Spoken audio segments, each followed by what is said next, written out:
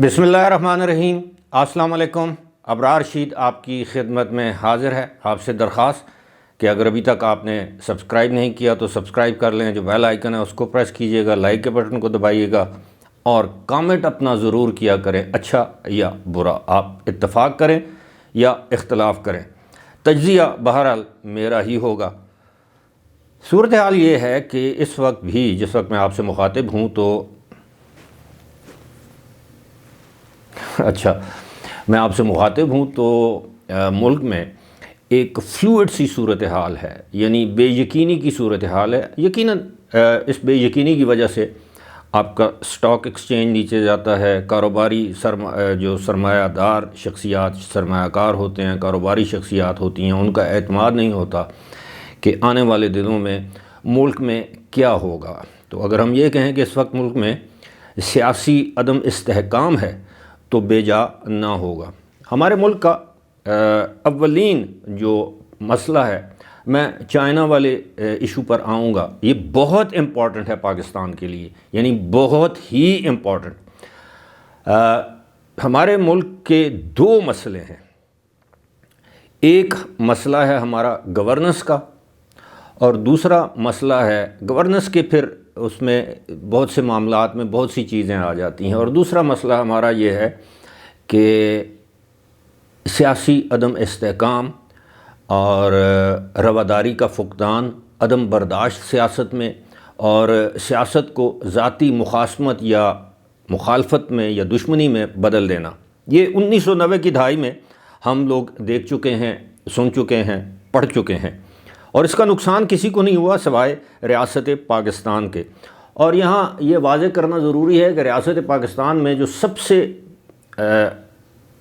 बड़ा या बड़ी स्टेक होल्डर जैसे आप कहते हैं, वो है इस्टेब्लिशमेंट, हमारी मिलिट्री इस्टेब्लिशमेंट, यानी अफवाज पाकिस्तान।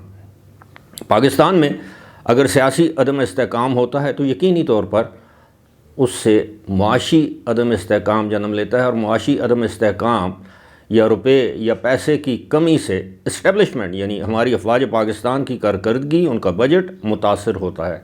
और वो ऐसा कभी नहीं होने देंगे, ना होने दिया जाना चाहिए कि दिफा अव्वलीन हमारी जो है वो तरजीह होनी चाहिए। और दिफा के साथ जुड़ी है आपकी खारजा पॉलिसीज़, आपकी दाखिली सियासत, आपके दाखिली हालात। अगर दाखिली हालात आपके सही होंगे तो आपकी बाकी मामलात भी ठीक होंगे। तो गवर्नेंस के हवाले से भी ये मुज़ाकरात हो रहे हैं नून लीग और पीपल्स पार्टी के माबैन या दरमियान।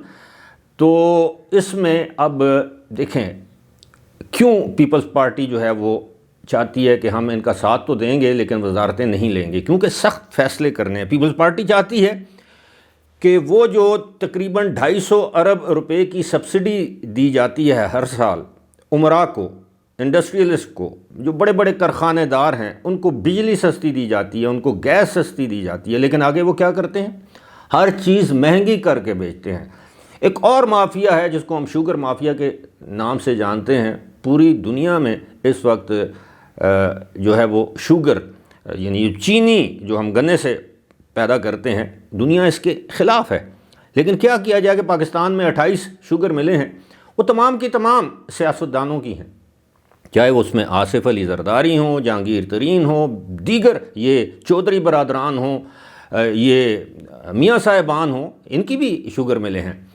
तो वो उसकी भी एक वजह है कि ज़ाहिर है जो गन्ना है वो ज़मीन से पानी चूस लेता है। पूरी दुनिया में अब जो बनाई जाती है अपना चीनी, वो कॉर्न से भी बनाई जाती है, यानी मकई से भी बन सकती है। वो जिसे बीट रूट कहते हैं, वो पता नहीं अब उसका क्या नाम है, वो लाल रंग का जो होता है, वो शलजम नुमा एक चीज़ होती, मतलब मुख्तलिफ़ चीज़ों से चीनी बनाई जा सकती है। लेकिन पाकिस्तान में गन्ना, और गन्ना भी ऐसी जगह पे उगाया जाता है जहाँ पहले कपास उगती थी, वहाँ पर अब गन्ना।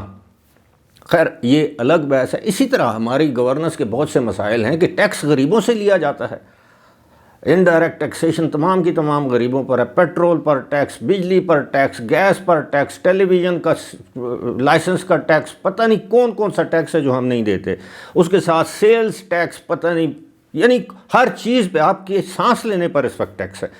غریب آدمی کی میں بات، امیر کو فرق ہی نہیں پڑتا، یا وہ ٹیکس ایویڈ کرتا ہے، اس سے دائیں بائیں ہو جاتے ہیں، یا وہ ٹیکس چوری کرتا ہے، یا وہ مراعات لے لیتا ہے، سبسڈیز لے لیتا ہے، لیکن غریب کے حصے میں کیا آتا ہے؟ اب دیکھیں ہماری پالیسی، ملک میں گھروں میں جلانے کے لیے گیس نہیں ہے، ہم نے سی این جی اسٹیشنز لگا لیے، یہ ہماری گورننس کا مسئلہ تھا۔ اور سی این جی پھر آپ اگر آپ بند کریں گے، لوگ کہیں گے اس کا روزگار جڑا ہے، وہ ہڑتال کر دیتے ہیں۔ بڑی بڑی بسوں میں اب سی این جی کے سلنڈر لگے ہوئے ہیں، اب اندازہ کیجئے پوری دنیا نے اس سے جان چھڑائی۔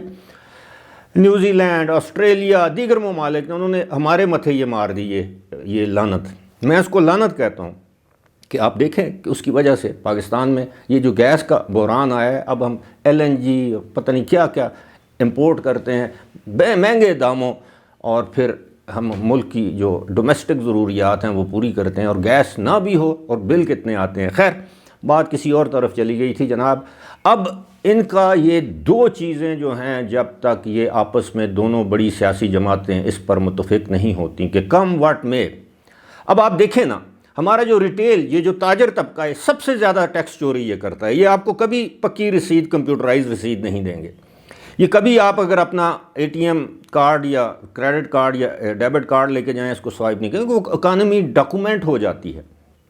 تو یہ کیش پر، یہ جتنے بڑے بڑے شالمی میں، لاہور میں، پورے پاکستان کی جتنی بھی بڑی بڑی منڈیاں ہیں، وہاں پر جتنا کاروبار ہوتا ہے وہ کیش سے ہو رہا ہے، اور وہ ٹیکس چوری کرتے ہیں۔ اور ان کو اس لیے یہ ہاتھ نہیں ڈالتے، ٹیکس نیٹ میں نہیں لاتے کہ کوئی نون لیگ کا کوئی تاجر تنظیمیں حمایتی ہیں، فلور مل ہے، شوگر مل ہے، دیگر یہ تھوک کے اور یہ جو آٹے کے اور مختلف چیزوں کے جو کاروباری یا یہ آڑتی یا بڑی بڑی غلہ منڈیوں والے ہیں، یہ کسی نہ کسی کے سپورٹر ہیں، یہ انتخابات میں ان کو سپورٹ کرتے ہیں، پھر ان سے مفادات حاصل کرتے ہیں۔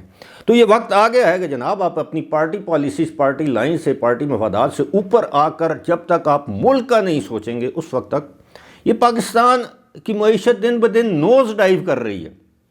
اس کو بچانے کا ایک ہی طریقہ ہے کہ دیکھیں ہمارا جو کوئی تقریباً ابھی بھی 11 کھرب روپے کا جو ہمارا خسارہ بنتا ہے بجٹ کا، پھر میں معاشی اعداد و شمار میں نہیں جانا چاہتا، لیکن وہ کس سے پورا ہوتا ہے؟ وہ بالآخر مہنگائی کی صورت میں، انٹرسٹ ریٹ یعنی سود کے شرح بڑھانی پڑتی ہے، اور 22% سود پہ کون قرض لے کے انڈسٹری لگائے گا؟ یہ ساری چیزیں جب تک اس پر اتفاق نہیں ہوتا، لیکن ہمارے ہاں کیا ہوتا ہے، یہ وزارت مجھے دے دو، اس لیے کہ اس وزارت میں پیسہ ہوتا ہے، یہ وزارت مجھے دے دو، اس وزارت پہ میرا قبضہ ہونا چاہیے۔ بھائی کام کے لیے آپ وزارتیں لیں۔ اور پھر پچھلی حکومت میں یہ جو شہباز شریف کی حکومت تھی، اس میں کچھ 80 کے قریب وزیر، وزراء اور مشیر اور مشیر خاص اور پتہ نہیں ایڈوائزر اور کون کون۔ بھائی آپ کی 25 سے 30، اور آئین یہ کہتا ہے کہ ایک مخصوص حد تک آپ وزراء رکھ سکتے ہیں، آپ 25-30 وزراء سے کام چلائیں، ان کے بھی خرچے کم کریں۔ آپ اندازہ نہیں کر سکتے کہ جناب ایک وزیر کے ساتھ، مثال کے طور پر وزیر کا تعلق ہے گجرانوالہ سے، یہ میں آپ کو یہ پکی تجربے کی بنیاد پر یہ بات بتا رہا ہوں، ایک وزیر کا تعلق ہے گجرانوالہ سے اور وہ اسلام آباد میں ہے، اس کے پاس کوئی بھی وزارت ہے، کوئی بھی وزارت ہے، 4-5 گاڑیاں اس کو اسلام آباد میں ملی ہوئی ہیں، اسلام آباد میں اس کا گھر ہے، 3-4 گاڑیاں سرکاری ملازم اس کو گجرانوالہ میں اس کے رہائش گاہ پر دیے ہوئے ہیں، گارڈز دیے ہوئے ہیں، تمام کا تمام جو پیسہ ہے وہ ہماری جیب سے نکالا نہیں بلکہ ہمارے حلق سے اگلوایا جاتا ہے۔ یہ جب تک ہم اس پر قابو نہیں پائیں گے، پاکستان کبھی ترقی نہیں کر سکتا۔ ہمارے بعد آزاد ہونے والے ممالک، چین کو دیکھ لیں، ہمسایہ ملک آپ دیکھ لیں، ان کی جی ڈی پی گروتھ، ان کی اکانومی کتنی سٹرانگ ہے، اس کو چھوڑیں، یہ افغانستان کو دیکھ لیں، اور بہت سے ممالک کی مثال دے سکتا ہوں، یعنی پاکستان کی اکانومی کیوں نہیں اوپر جا سکتی؟ ہمارا 5 پتہ نہیں 5 ایئر پلان وہ ساؤتھ کوریا نے مستعار لیا تھا، اس وقت ہم لوگ ہنستے تھے ان کی یہ مجال، یہ ہمارے 5 ایئر پلان پہ عمل کریں گے، اور ساؤتھ کوریا کدھر پہنچ گئے اور ہم کدھر ہیں؟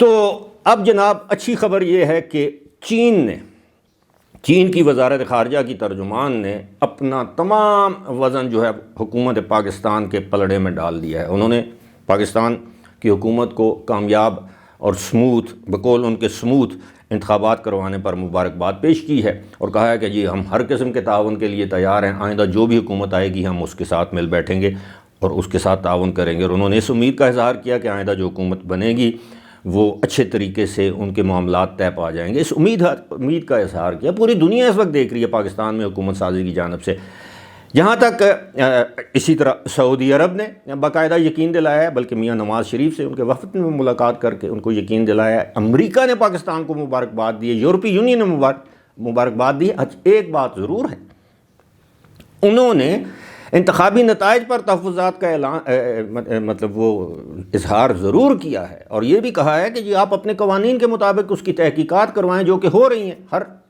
فورم موجود ہے وہاں پہ، جس کو دھاندلی کا جس کا الزام ہے، جو سمجھتا ہے تو وہ جائے الیکشن ٹریبیونل میں جائے، اس کے بعد ہائی کورٹ میں جائے، سپریم کورٹ میں جائے، یہ تو سارے فورم ہیں۔ آپ کو میں ایک مزے کی بات بتاؤں کہ بنگلہ دیش میں ابھی حال ہی میں انتخابات ہوئے ہیں، آپ یقین کریں پوری دنیا نے ان انتخابات کو مسترد کیا ہے، امریکہ نے باقاعدہ ان انتخابات کو مسترد کیا ہے، تحفظات کا اظہار نہیں کیا، یہ کہا ہے کہ ہم مسترد کرتے ہیں۔ حسینہ واجد نے کہا جاؤ بھاڑ میں جاؤ۔ وجہ کیا ہے؟ وجہ یہ کہ وہ انٹرنلی اسٹرانگ ہیں، ان کی اکانومی ہم سے بہتر ہے، ان کی جی ڈی پی ہم سے بہتر ہے، اس میں کوئی شک نہیں کہ وہاں پہ بھی جرلو چلایا گیا ہے۔ لیکن میرا یہ نہیں ہے کہ میں کسی دھاندلی زدہ حکومت کی میں حمایت کر رہا ہوں، میں کہنے کا میرا یہ مقصد ہے کہ اس وقت پاکستان کے لیے حالات سازگار ہیں، اور میں آپ کو یہ بھی یقین دلاتا ہوں، آپ یہ بات بھی نوٹ کر لیجئے کہ جس دن پاکستان میں حکومت بنی، جس دن وزیر اعظم چاہے کوئی بھی ہو، پیپلز پارٹی حکومت میں یعنی وزارتیں لے نہ لے، جس دن حکومت بنی آپ دیکھ لیجئے کہ پوری دنیا سے مبارکبادوں کا سلسلہ شروع ہو جائے گا، اور اس کے بعد حالات انشاءاللہ بہتری کی طرف آئیں گے۔ لیکن شرط یہ ہے کہ اپنے پیٹ پر پتھر پہلے حکمران باندھے، پھر اس کے بعد عوام کو اس کی تلقین کرے۔ فی الحال مجھے دیجیے اجازت، خدا حافظ۔